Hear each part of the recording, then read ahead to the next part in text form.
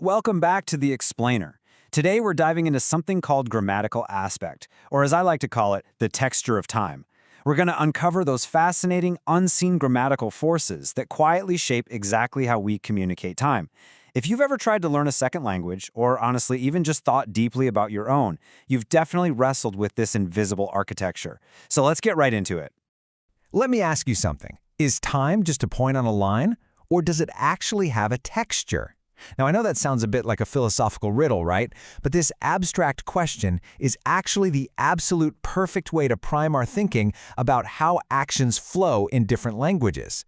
When we speak, we don't just state when something happened, we describe the shape, the duration, and the overall completeness of that event. Here's our roadmap for today. We'll start by looking at tense versus aspect, then explore the English system, cross over into the Slavic divide, see what happens when aspects collide, and finally, we'll bridge the gap with some applied linguistics.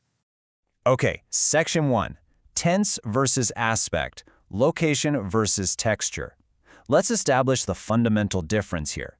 So, grammatical aspect actually doesn't tell us when something happened. That's the job of tense. Tense gives us our strict location on the timeline, past, present, or future. Aspect, on the other hand, tells us how that action extends over time. It's literally the texture of time. Think of it this way. If tense gives us a specific pin on a map, aspect tells us if that pin is a continuous flowing line, a recurring pulse, or a solid, completely finished dot. Moving to Section 2, the English aspect system, auxiliaries in action. Let's see how a language most of us use every single day tackles this. English relies pretty heavily on helper words, auxiliary verbs like to be and to have. Take a look at the present tense.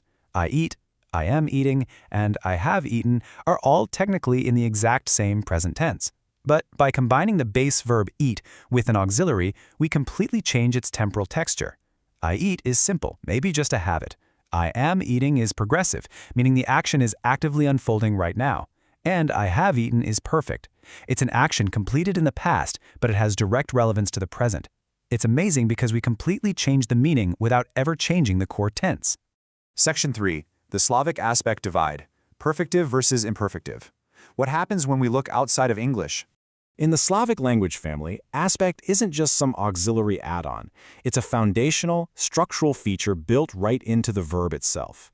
To really illustrate this, let's compare English to Polish. In English, to change from an ongoing process like I was writing to a completed event like I wrote, you change the auxiliary and the inflection. But in Polish, verbs often come in specific pairs. The base verb, pisać, inherently means the ongoing, imperfect action of writing. If you want to say you completely finished writing something, you don't add a helper word. You physically alter the word itself by adding a prefix to create napisać. The perfective and imperfective meanings are baked right into the morphology. What's even more fascinating is that this isn't totally uniform across all Slavic languages. Linguists have noted that different regional dialects interpret this completed, perfective aspect through slightly different conceptual lenses. For the Eastern group of Slavic languages, the perfective is heavily defined by explicitly linking discrete events in a sequence, one finished action leading directly to the next. But for the Western group, it's defined by totality. It unites an event as a single, indivisible whole. It's almost like wrapping the action up in a box, regardless of whether it happened in one discrete moment or stretched over time. Which brings us to Section 4. When aspects collide, bisexuality and anaspectuality.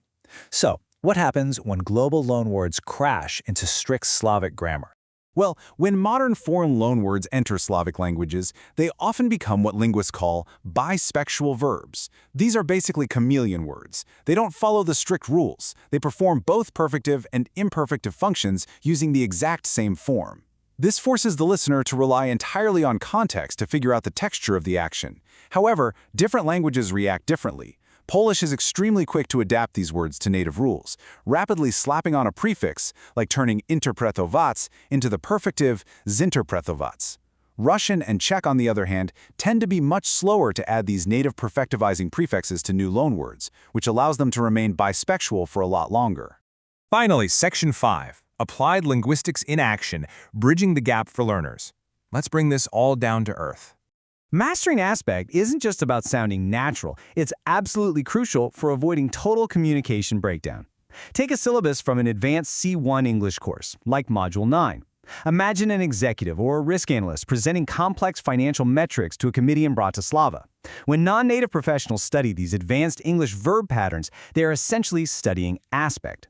Swapping an infinitive for a gerund changes the texture of the action completely. He stopped to think means an action was interrupted so another could begin. He stopped thinking means the mental process itself was completely terminated. One tiny structural shift, two completely different realities. If you get that wrong in a board meeting, your data suddenly sounds incredibly dubious. And you know, this is exactly why applied linguistics is so vital. The master's program at Universitat de Barcelona defines their goal beautifully: to transfer research results into teaching practice.